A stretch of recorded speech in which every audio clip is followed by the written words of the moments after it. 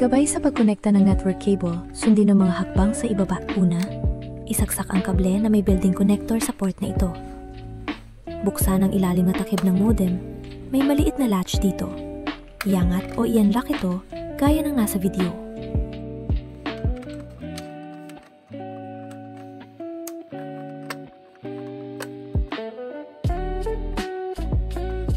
Pagkatapos ay isaksak ang kable na may built-in ulo sa slot na ito.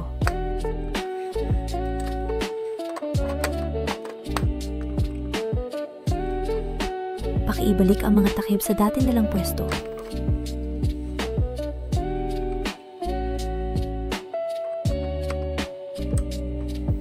Sa bahaging ito, buksan ang takip at isaksak ang puting kable dito. Pagkatapos ay isara muli ang takip.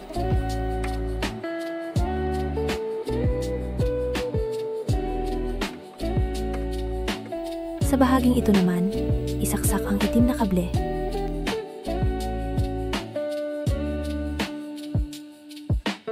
Pagkatapos ikonekta ang mga kable, ganito lalabas ang mga ilaw sa modem.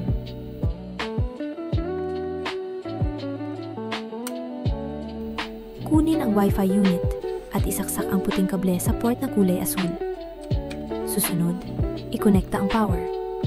Isaksak ang kabilang dulo sa port na kulay itim upang mabigyan ng kuryente ang device.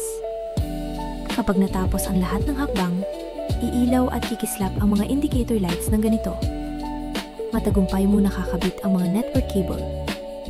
Nawai maging matagumpay ang iyong pag-install.